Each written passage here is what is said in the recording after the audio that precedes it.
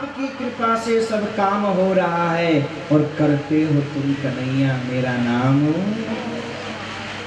प्रणाम करने का मतलब ये हो गया। अब अपना अभिमान नहीं है, इसीलिए कहते हैं कि आप जब अपने ऑफिस में जाओ, कहीं भी जाओ, महाराज ऑफिस जाओ, फैक्ट्री जाओ, काम करने जाओ, नौकरी पे जाओ, कहीं भी जाओ, तो सबसे पहले भगवान को प्रणाम करो, अपने माँ बाप को प्रणाम करो। भगवान को प्रणाम है प्रभु तेरी कृपा से, माँ बाप को प्रणाम मतलब है माता पिता रूपी परमात्मा हम आपकी कृपा से सब कर रहे हैं। अभिमान नहीं होगा जिंदगी में, घमंड नहीं होगा हमारी सृष्टि को। जो माँ बाप को प्रणाम करने वाला है, भगवान को प्रणाम करने वाला है, वो जिंदगी में घमंड नहीं कर सकता, अभिमान नहीं कर सकता, तो उसका कुछ है ही नहीं। बात सच है। आज मान लो ये कब किसको क्या हो जाएगा पता है क्या? ये हाथ चल रहा महाराज, पूरा हवा मार गई, रात को ठीक थी, यार क्या हो गया, पूरा हवा निकल गई, पता है हवा मार गई, क्या हुआ? इसलिए सजनों अभिमान नहीं, कार्य करो, साथ में परमात्मा को प्रणाम करते हुए प्रभु तेरी कृपा तब तक काम चल रहा है, तेरी कृपा हटी दुर्घटना होती। पहले श्लोक में महाराज प्रणाम किया गया। इसके बाद में अब गंगा के किनारे एकत्रित 88,000 सोमकादी महात्मा जो यज्ञ कर रहे हैं प्रभु प्राप्ति का, यज्ञ चल रहा है, ज्ञान यज्ञ चल रहा है। सजनों सुबह शाम तो यज्ञ करते हैं, लेकिन दोपहर के समय का सदुपयोग कैसे करें?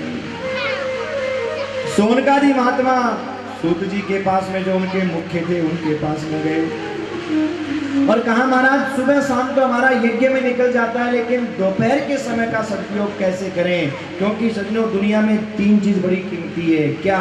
समय का क्षण, अनाज का कण और पानी की एक बूंद। 3 चीज बहुत कीमती है। जिसने समय के क्षण को बर्बाद किया, समय उसको बर्बाद कर देता है। कभी ध्यान देना।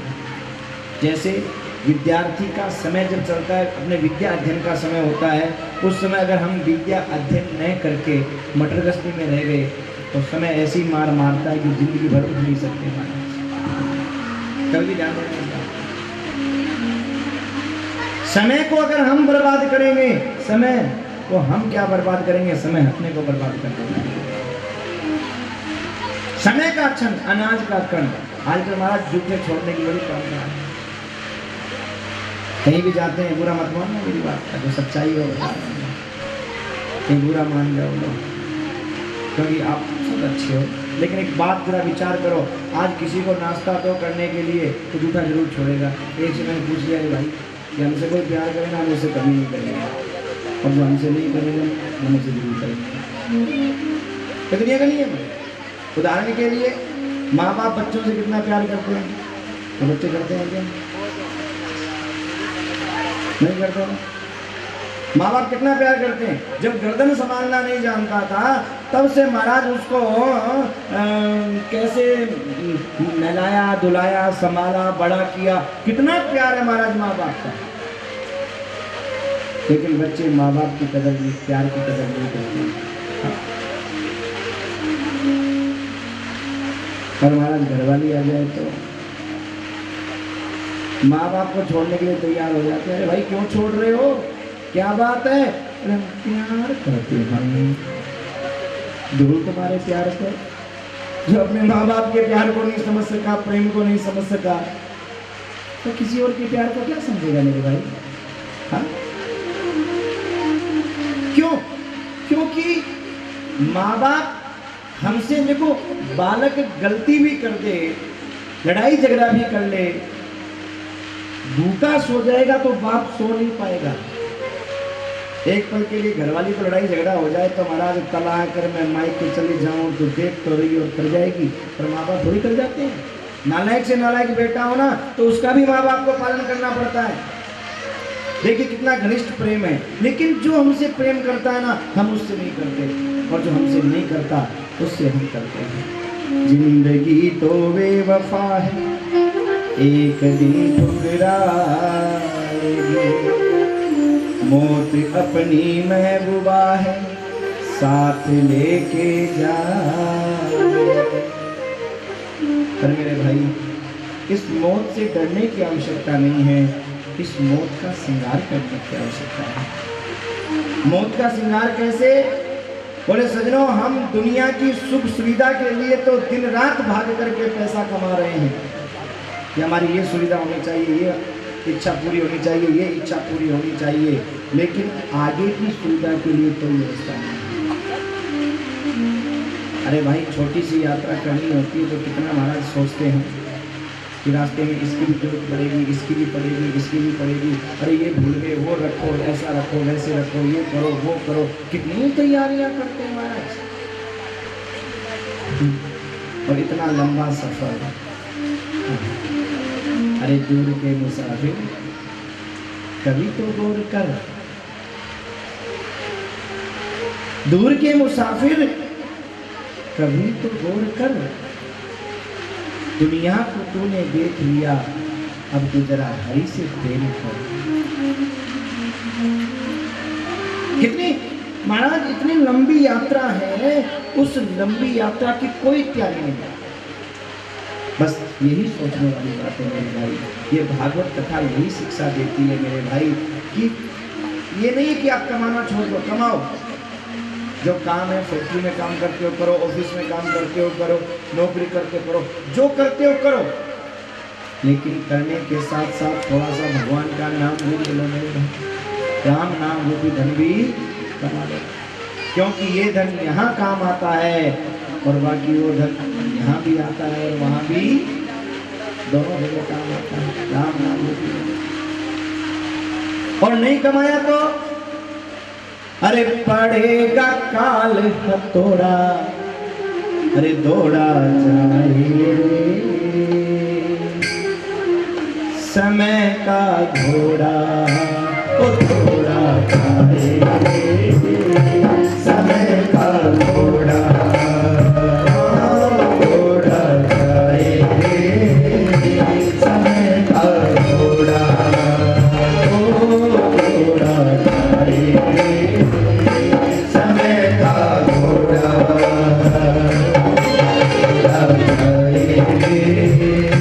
समय का घोड़ा। अब भी समय है मान ले मूर्ख, अब भी समय है मान ले मूर्ख, अब भी समय है मान ले मूर्ख, अब भी समय है मान ले मूर्ख, पड़ेगा काल हथौड़ा, दौड़ा जाए समय का घोड़ा, ओ दौड़ा जाए समय का घोड़ा।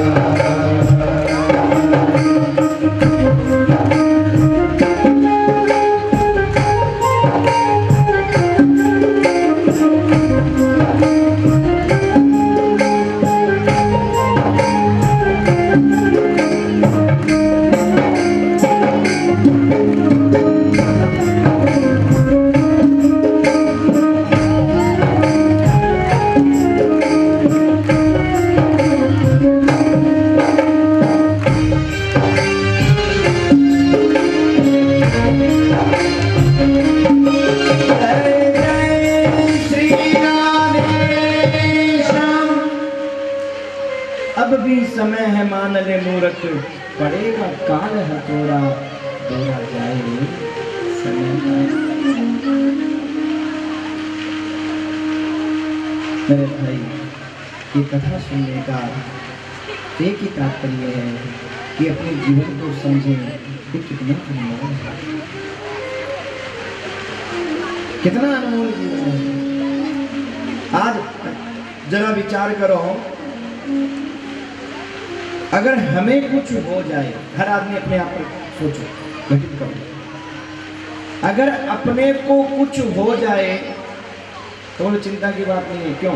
बोले पत्नी के लिए ये व्यवस्था है, महाराज अपना जीवन अच्छे से गुजार लेंगे। अच्छा, बच्चों के लिए बोले अच्छा बस काम बच्चों का है, सही है, पेट भर लेंगे, बच्चियों की शादी कर ली, सबका लिया, कोई टेंशन नहीं, हमारा सब कुछ बढ़िया, सब कुछ अच्छा भाई, सबकी व्यवस्था है, पर तेरी क्या व्यवस्था है? कभी सोचा? तूने सारी व्यवस्थाएं कर दी, सबको धन की भी व्यवस्था, जीवन जीने की व्यवस्था, रहने की व्यवस्था, बच्चे की, बेटी की, बहू की, सबकी व्यवस्था कर दी, लेकिन अपनी क्या व्यवस्था की है? क्या मतलब? बोले इतना लंबा सफर है, वक्त कम है, जाना बहुत दूर है, उस सफर की क्या तैयारी की? हाँ? तुम्हारा बहुत धन कमा रखा हमने, फिर वो तो मोदी जी ने बेकार कर दिया, जो हमारा घर तो बेकार गया, वो तो यही नहीं चल रहा, तो वहां क्या चलेगा? यही नहीं चल रहा, वो तो वहां। हाँ? इस देश की मुद्रा उस देश में नहीं चलती, तो सजनों जरा इस लोक की संपत्ति उस लोक में कैसे चलेगी भाई? क्या करें? तो उसको बदलवा लो, बदलवाओ, बदलवाओ। कैसे बदले? बोले कुछ अच्छा काम करके, कुछ शुभ काम करके, किसी असहाय की सहायता करके, कोई परोपकार का काम करके, कोई गौ सेवा करके, कोई संत से उसको बदला लो। करने सो काम और भजने सो राम। तुमने अच्छा काम किया है वो साथ चलेगा। बाकी महाराज कुछ भी, धन की 3 गतियां हैं। पहली गति है धर्म, परोपकार, पहली गति। दूसरी भोग। भगवान कहते हैं जीव ये 2 गति तेरे हाथ में है। इस धन के द्वारा तू या तो धर्म कर ले या भोग कर ले। भोग का मतलब अपनी सुख सुविधा जो भी भोगना चाहे भोग ले इस धन से। तीसरी भगवान कहते तीसरी मेरे हाथ में, वो तेरे हाथ में नहीं। क्या बोल? चाहे कितना ही जोड़ना, तीसरी मेरे हाथ में है और वो है नाश। जिस दिन मैं अपने पे आऊंगा ना उस दिन जितने इकट्ठा कर रखा सारे का नाश कर दूंगा और तो कुछ नहीं कर सकते। शास्त्र कहता है, सत्य बात है। तो सजनों धन से जो धर्म किया, कर्म किया, वो तो साथ गया। बाकी सब हमारे साथ। बहुत सुंदर श्लोक है कि धनानि भूमो पशवश्च गोष्ठे नारी गृहे द्वार जना शमशाने देहस्थितायां सुरलोक मार्गे धर्मानि गो गच्छति जीव एकः। बहुत श्लोक है कि धनानि भूमो। हे जीव, जब तू यहाँ से संसार से चला तो जो धन तूने भूमि में गाड़ रखा है, तिजोरी में रख रखा है, कभी आवाज नहीं देगा कि मुझे साथ ले चलो भाई, बड़ा मेहनत से कर रहा है, कभी नहीं बोलेगा। धनानि भूमो पशवश्च गोष्ठे। कोई पशुधन है तो वो अपना गोष्ठ में बंधा रहेगा, कभी बोलेगा नहीं साथ तुझे ले चलो। नारी गृहे, पत्नी तो हमारे से बड़ा प्रेम करती है, हमारे बिना तो खाना ही नहीं खाती है, तो वो तो साथ रहेगी। नारी गृहे द्वार, पत्नी कहाँ तक साथ निभाएगी? वो दरवाजे तक थोड़ी देर रोएगी, बाद में भी शांत हो जाएगी, थोड़ी देर के लिए। बोले मेरे अपने बंधु लोग तो जाएंगे। जना शमशाने, बोले वो तेरे साथ चलेंगे सिर्फ शमशान तक। बोले नहीं, मेरा शरीर जिसको मैंने पाला है, पोसा है, सजाया है, वो तो मेरे साथ देगा ही देगा। देहश्चितायां, वो देह सिर्फ चिता है। आगे बोले आगे की यात्रा तेरे को अकेले करनी है। अरे कोई तो साथ होगा? बोले हाँ, तेरा धर्म और कर्म तेरे साथ होगा। धर्मानि गो गच्छति जीव एकः। तेरा धर्म और कर्म तेरे साथ में होगा। जितना तूने धर्म किया है या बुरा कर्म किया है वो तेरे साथ में होगा। अगर अच्छा कर्म किया है तो तेरी यहाँ भी वाह वाह और वहाँ भी वाह वाह, और अगर बुरा कर्म किया है तो महाराज यहाँ भी तेरी बुराई और वहाँ भी, दोनों जगह महाराज बुराई। धर्मानि गो गच्छति जीव एकः। तो भाई सुंदर शिक्षा देने वाली, भव सागर से पार ले जाने वाली भागवत महापुराण के चरणों में कोटि कोटि नमन। भागवत क्या है? बोले भागवत तेनयं वाङ्मयी मूर्ति प्रत्यक्षं कृष्ण एव हि। भगवान श्री कृष्ण का वाङ्मय स्वरूप है। भागवत के जो सांवले सांवले अक्षर है ना, इन सांवले सांवले अक्षरों में मेरा श्याम विराजमान है। सांवले सांवले अक्षर, प्रत्यक्षम कृष्ण एवं ही। भागवत में 12 स्कंद हैं, 18,000 श्लोक हैं। 12 स्कंद भगवान का श्री विग्रह।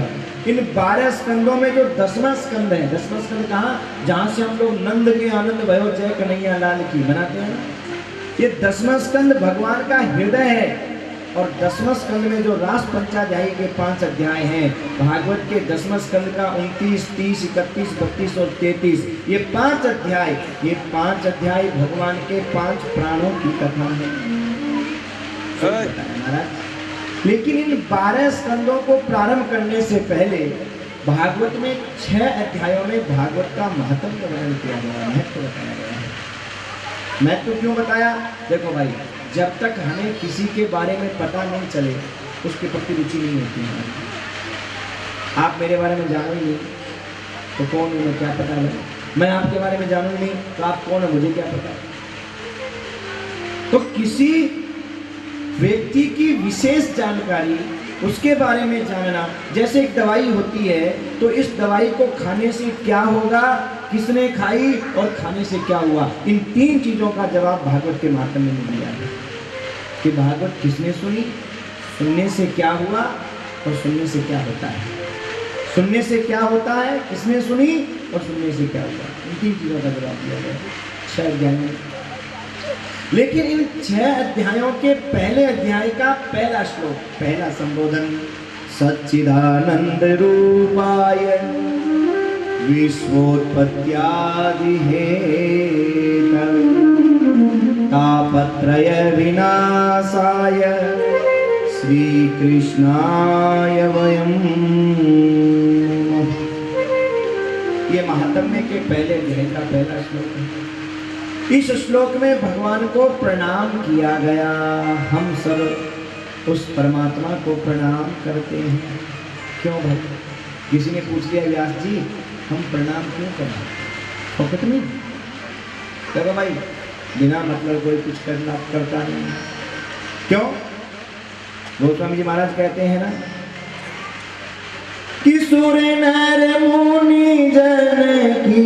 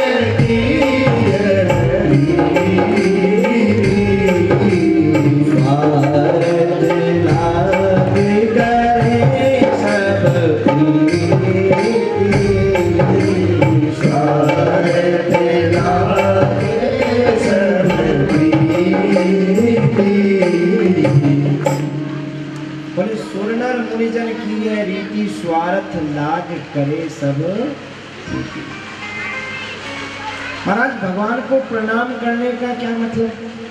किसी ने पूछ लिया क्यों प्रणाम करे भाई?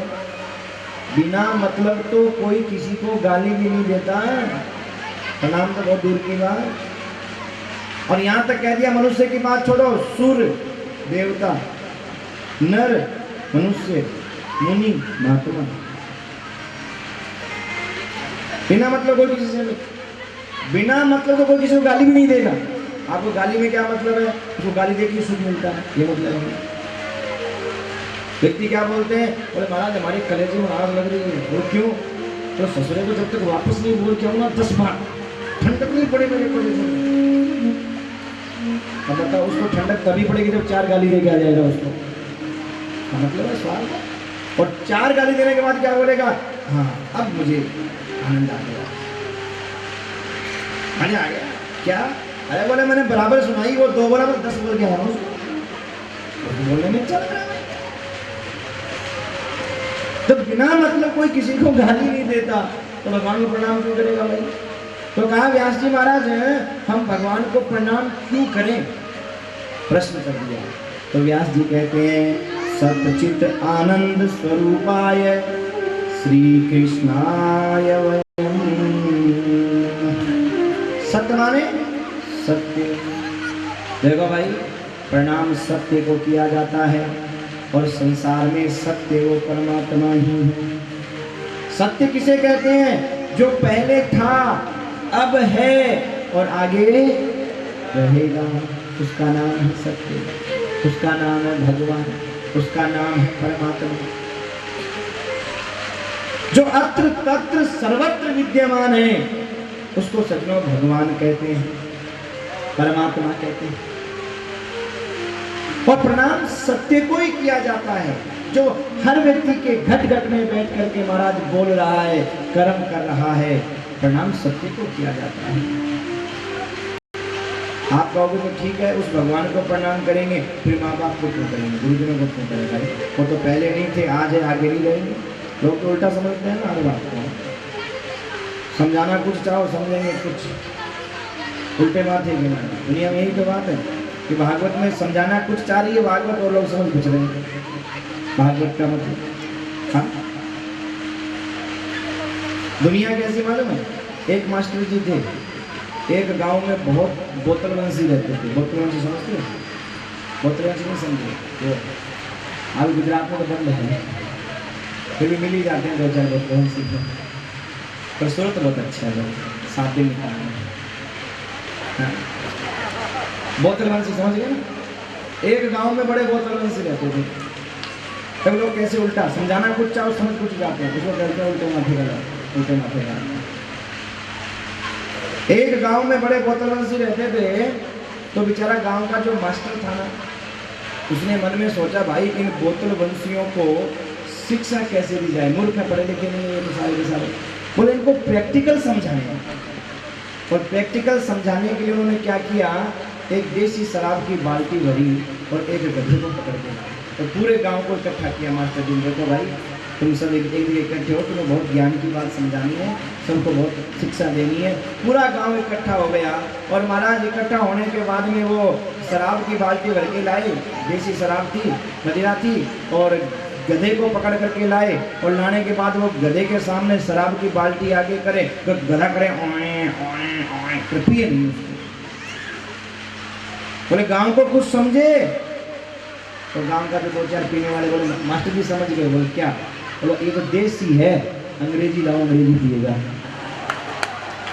मास्टर ने कहा बोलो अंग्रेजी लेके आ जाओ।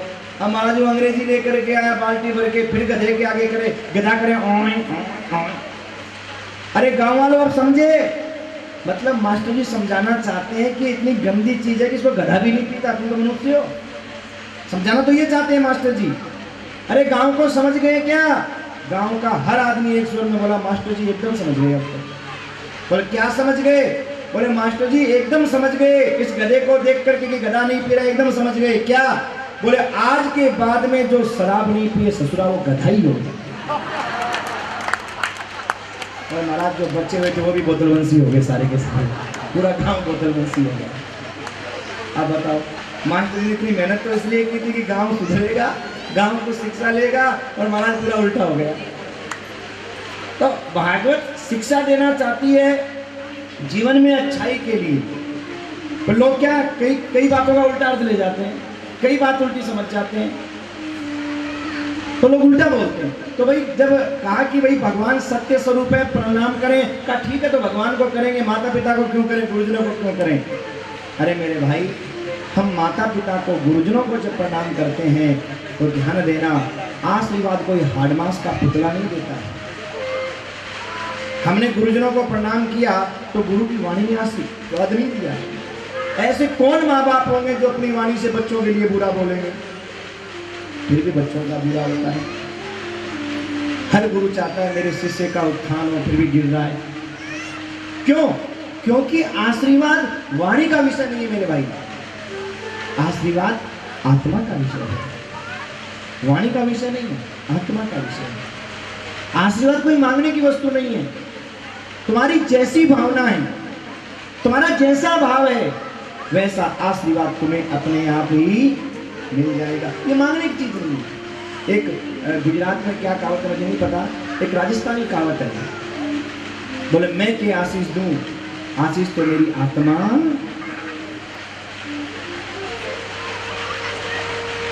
मैं क्या आशीष दूं, आशीष तो मेरी आत्मा देगी। आत्मा कौन? बोले आत्मा सो परमात्मा। यानी हम जब माता पिता को, गुरुजनों को प्रणाम करते हैं तो हमारी जैसी भावना होती है वैसा आशीर्वाद अपने आप ही मिल जाता है।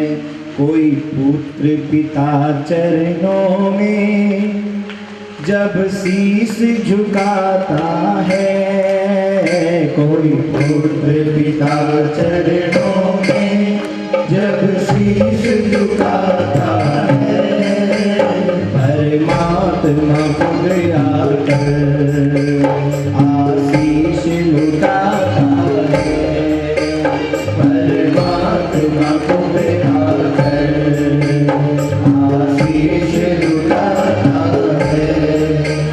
कोई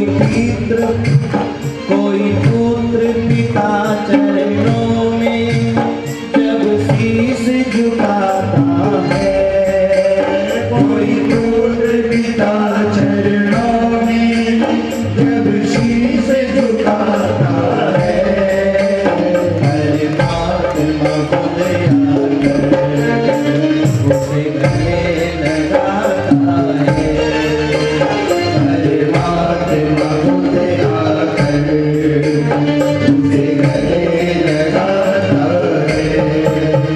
कोई पुत्र पिता सेवा में जब थाल सजाता है, कोई पुत्र पिता सेवा में जब थाल सजाता है, परमात्मा खुद आकर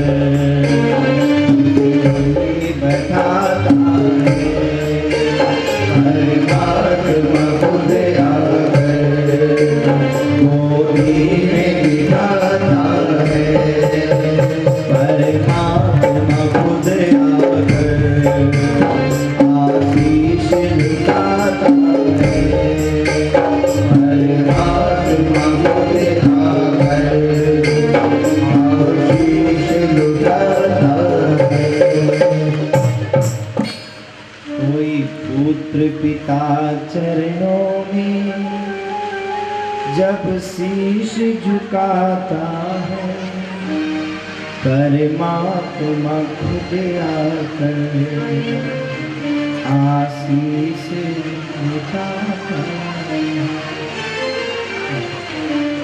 जब हम चरणों में शीश नवाते हैं तो परमात्मा खुद आकर के आशीष। कोई पुत्र पिता सेवा में जब थाल सजाता है, थाल का मतलब समझे? थाल का मतलब ये हो गया कि घर में जब भोजन बने ना तो सबसे पहले बहू बेटों का क्या कर्तव्य मालूम है? बहू बेटों का कर्तव्य है जब घर में भोजन बने तो सबसे पहले कर्तव्य है अपने बुजुर्ग माँ बाप को भोजन करवाना। ध्यान देना भाई। आशीर्वाद तो सब चाहिए, सबको चाहिए कि महाराज आशीर्वाद दे दो, दुख संकट कट जाए। सब अपने माँ बाप को प्रणाम भी करते हैं, कोई करता भी है तो महाराज तो कैसे कटेगा? ये नियम है। थाल सजाने का मतलब जब घर में भोजन बने तो सबसे पहले अपने बुजुर्ग माता पिता को, सास ससुर को, जो भी है उनको भोजन करवाओ, फिर बच्चों को करवाओ, फिर खुद करने के लिए बैठो। अरे महाराज हमने बनाया, बाद में नहीं बच्चे को इतनी बढ़िया डिश बनाई है वो फिश हो जाए, खत्म हो जाए, फिनिश हो जाए, फिर क्या हो? अब बताओ यही भावना रहेगी तो कैसे बाहर करके तो भी जरा विचार करो।